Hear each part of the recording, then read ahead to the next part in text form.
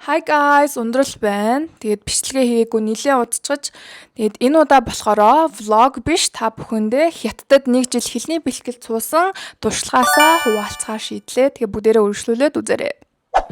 За би болохоор өнгөрсөн он буюу 2025 оны 8 сард Хятад улсын Шанхай хотыг зорьсон. Тэгээд манай сургуулийн нэрийг Fudan Dashue буюу Фуданы их сургууль гэдэг.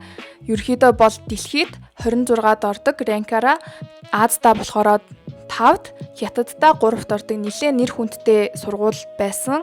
Тэгээд тэрхүү сургуулийнхаа хятад хэлний бэлтгэлд 1 жил сураад сая 7 сард хүрээд ирсэн байгаа. За, миний Хятад улсыг сонгосон топ 2 шалтгаан. Хамгийн нэгдүгээрт аюулгүй байдал байсан. Ээж аавын маань зүгээс ч, миний зүгээс ч аюулгүй байдал хамгийн нэгдүгээрт байсан. Яагаад гэвэл ганцаараа анх удаага гарч байгаа гэрээсээ гарч байгаа эмэгтэй хүүхдүүдийн хувьд тэр нь аягүй чухал байдаг.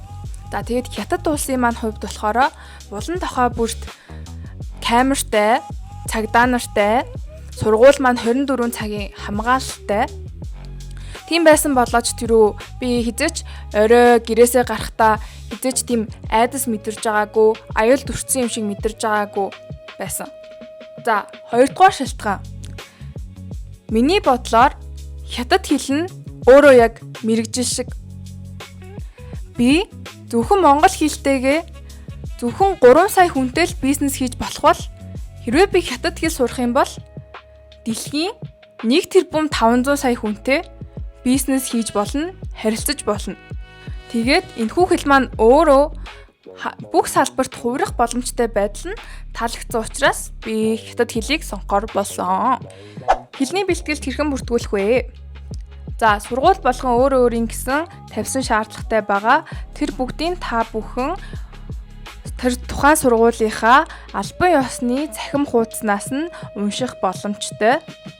За, манай сургуулийн хувьд болохоор би нэгдүгээрт өөрийнхөө бүх хувийн мэдээллүүдийг бүгэлсэн. Хоёрдугаарт ээж аавын маань бас мэдээллийг авсан. Гуравдугаарт одоо чиний төгссөн сургууль болон түүний дүнгийн хуудас авсан. Дөрөвдүгээрт болохоор personal statement буюу өөрийгөө тодорхойлох багахан хэмжээний эссе болон өөрийнхөө хоббиг бас бөглөж болно. За тэгээд 5-дугаарт чиний IELTS-ийн болон HSK-гийн оноогч шаардна. Гэхдээ хэрвээ байхгүй бол бас бичихгүй байх боломжтой. За 6-дугаарт болохоор ерөөхдөө бол чиний цээж зураг тэгээд паспортны чинь хувилбарл байхад ер нь болох юм бэлээ. Тэгээд сургууль болгон шаардж байгаа материалууд нь бас өөр гэдгийг бүгдээрээ санаарай. За, визний хувьд болохоор би өөрийн баттай мэдгүй байгаа мэдээлэлээ бусдад хараагаад явах. Хятадын визэнд болохоор цаг авдаггүй мэлээ. Заавал очрлж иж ордог учраас бүгдээрээ эрт визээ аваарай гэж сануулъя. За, Хятадд очиод ямар процесс болдог вэ? Хамгийн ихэнд болохоор чи бүртгэлээ хийлгэн. За, нэг 4-5 шат дараалтай байдаг санагдаж байна. За, тэгээд бүртгэлээ хийлгэснийхаа дараа хятад хэлний түвшин тогтоох шалгалтаа өгнө.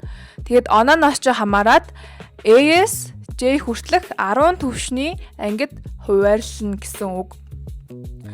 За, тэнгуүтээ ангидаа хуваарлаа, сургуулийнхаа амиг болчлоо. Дараа нь болохоор чи эмчийн үзлэгт орох ёстой. Тэгээд зарим хүүхдүүд бол Монголд ордог гэсэн. Миний хувьд болохоор Хятадд эмчийн үзлэгтээ ороод за энэ хүүхэд 100% эрүүл юм байна гэсэн бичгээ авангуудаа цагдаа дээр очиж, Хятадын цагдаа дээр очиж бүртгүүлэх ёстой байдаг. Тэгээ хамгийн чухал нь эдгээр зүйлээ цагтаа хийхгүй бол чамайг Монгол руу буцааж магадгүй шүү. Гэхдээ тэр бол батгуулдаг. Гэтэ мэдгүй. Ер нь тэгээд цагтаа л юм хийхгүй да. За, манай хэлний бэлтгэлийн хичээлийн хувьд 4 төрлийн хичээл ордог байсан. Нэг нь болохоор өргөн хүрээний уншлага, хоёрдугаарх нь наривчилсан уншлага, гуравдугаарх нь яриа болон сонсголын хичээл, дөрөвдүгээрх нь болохоор бичгийн хичээл ордог байсан. За, тэгээд хоёр төрлийн уншлага нь болохоор нэг нь хоёрд одоо хичээл орж байгаа хугацаанд маш олон төрлийн текст уншаад тэрийг асуулт хариултанд хариулдаг байсан. Нөгөөх нь болохоор одоо нэг бүтэн текстийг бараг 7 хоног судалдаг. Тэгээд тэр текстийн үсэг болгоно нь ямар утга учиртай, ямар дүрмтэй гэдгийг наривчилж үздэг байсан учраас наривчилсан уншлага гэдэг нэртэй. За 3 дугаарх нь болохоор яриа болон сонсголын хичээл байсан. Тэр нь бол миний хамгийн дуртай хичээл. Тэгээ ер нь бол тэгэл нэршгэл ойлгомжтой. Чи сонсно, асуултанд хариулна. Дараагийн цаг дээр нь чи тухайн сонсон зүйлийнхаа талаар ангийнхаа хүүхдүүдтэйгээ хятадаар ярилцдаг байсан. Амар симпл. За сүүлийнх нь болохоор бичгийн хичээл. Бичгийн хичээл надад бол миний хувьд жоохон хүнд байсан. Анги ахих тусам чиний бичих эсэний чин тоо ингээд 100 ханзаар өсөөд одоо юу гэдэг чинь миний орсон хамгийн сүүлийн ангид бол бараг 500-аас 600 үгээр хятад хэл дээр эсэ бичдэг байсан. За тэгээд семестр болгон чи 2 шалгалт өгнө. Нэг нь явцын шалгалт, хоёр дахь нь болохоор төгсөх шалгалт өгнө.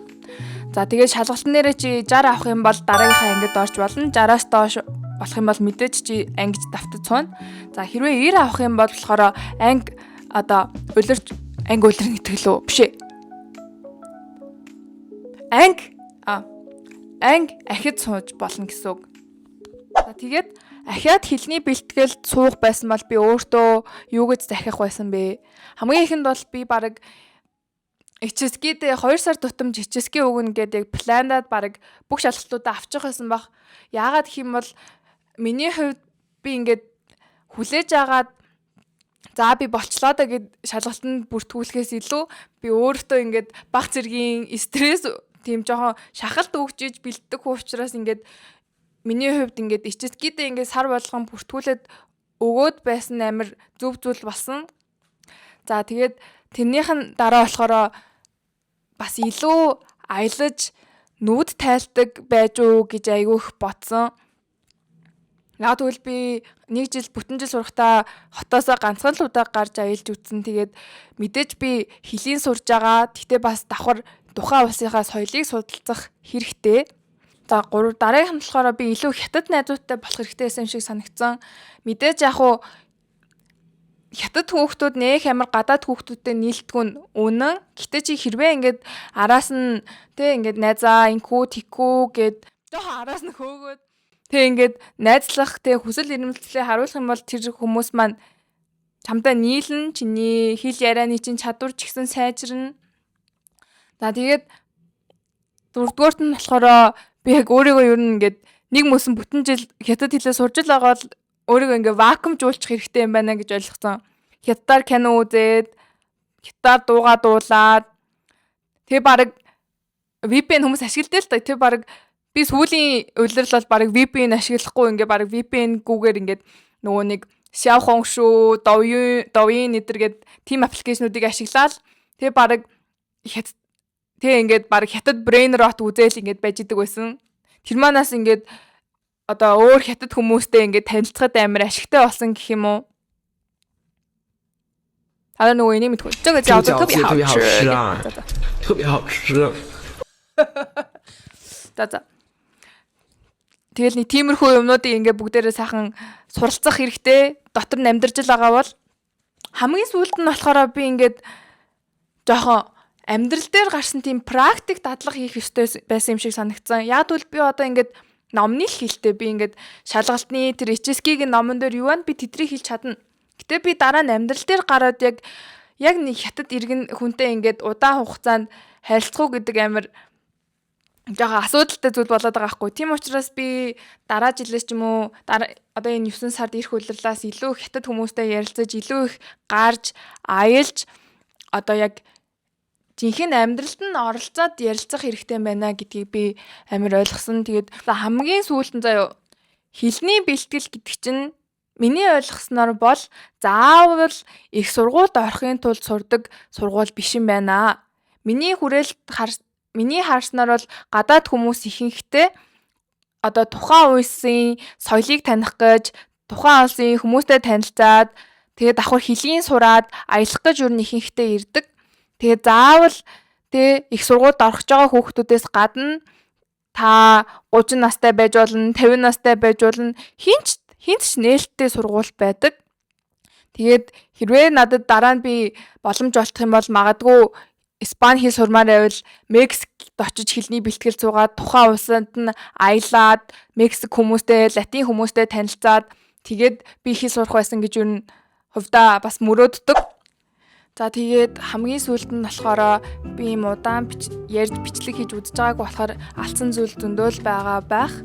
За тэгээд бас өгсөн мэдээллүүд маань ч гэсэн зөвхөн миний хувийн туршлагаас гарсан зүйлс учраас бүгдээрээ бас тухайн судалж байгаа сургуулигаа сайн одоо вебсайтын шалгаад өөртөө сайн баталгаатай мэдээллийг дахин шалгаж аваарэ. За тэгээд хамгийн сүүлд нь одоо удахгүй наадам болох гэж байгаа учраас бүгдээрэнд нь сайхан аялаад ирээрээ, сайхан наадамлаарэ, сайхан өөрийнхөө хуушураа идэрэ гэж юу сүсэн өрөө. Тэгээд бүгдээрээ наадмын талдаараа уулзцгаая. Бай бай. Хайртай шүү.